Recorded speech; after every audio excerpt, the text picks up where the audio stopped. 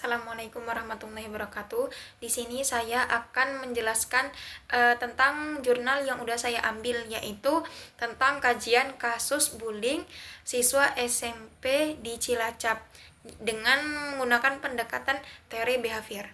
Nah, yang pertama saya akan mengidentifikasi masalah si konseli.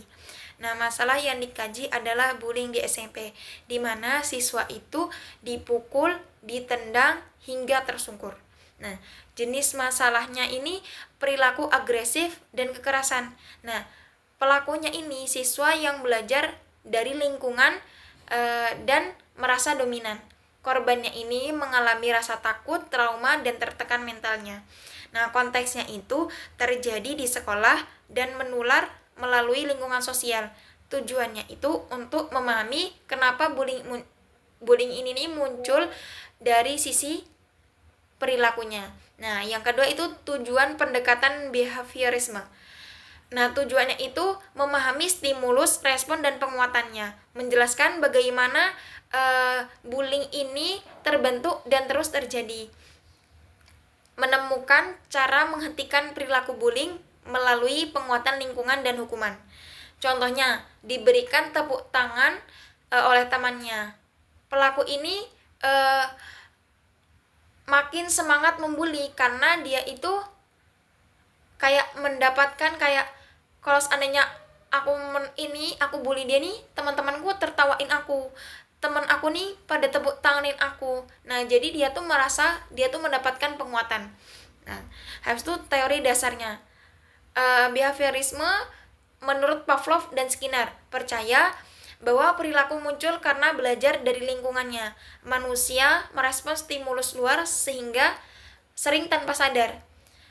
Jika perilaku diberikan reward atau tidak dihukum, maka perilaku itu akan berulang-ulang.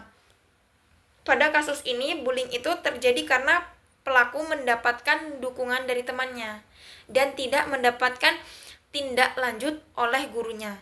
Nah, mekanisme perubahan ini bisa terjadi jika stimulus diubah, misalnya sekolah harus lebih tegas. Habis itu responnya diubah, pelaku tidak lagi menyerang. Habis itu ada penguatan diubah. Bully tidak diberikan perhatian atau diloloskan hukuman. Nah, jadi dia tuh harus diberikan punishment yang mendidik. Intinya, ubah perilaku dan ubah lingkungannya. Nah, teknik ataupun strategi yang digunakan dalam behavior ini itu tuh menghentikan penguatan positif.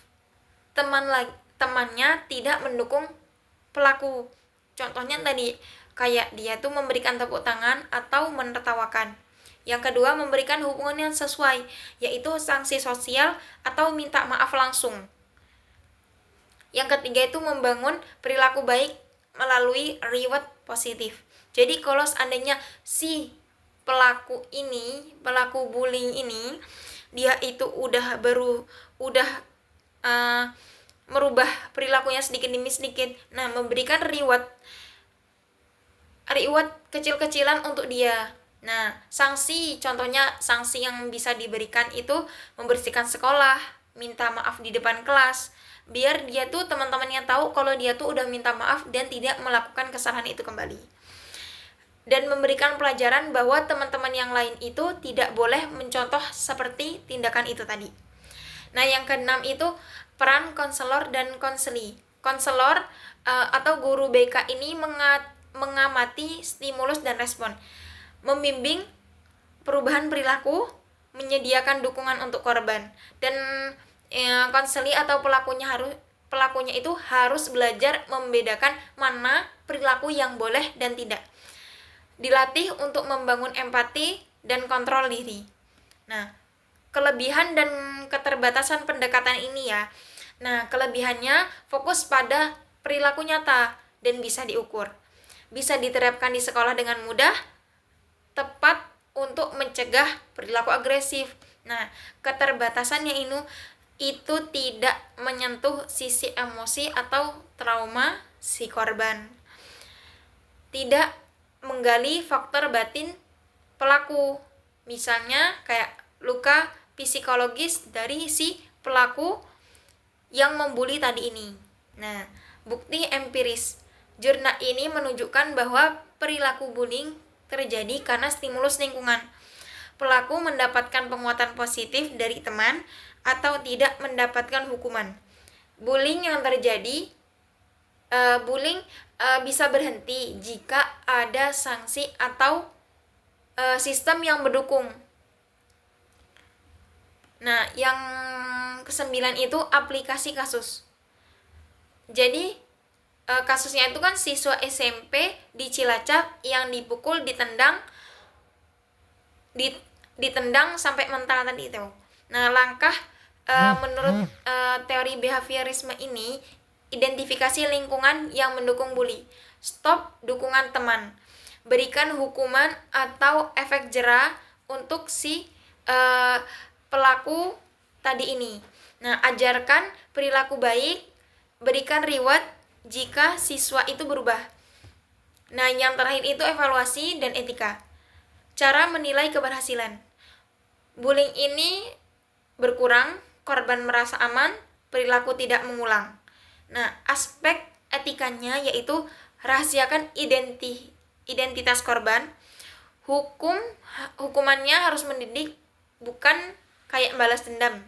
Melibatkan keluarga dan sekolah. Nah, jadi bullying di SMP ini terjadi karena pelaku ini mendapatkan stimulus dan dukungan lingkungan. Dengan pendekatan behaviorisme, bully dipahami sebagai perilaku yang dipelajari dan bisa dihentikan lewat penguatan positif, perilaku baik dan hukuman untuk perilaku buruk. Lingkungan, guru, teman dan teman-teman di sekolah sangatlah penting untuk mengubah perilaku agresif jadi prososial. Mungkin cukup sekian yang dapat saya sampaikan. Kalau kurang dan lebihnya saya mohon maaf. Wassalamualaikum warahmatullahi wabarakatuh.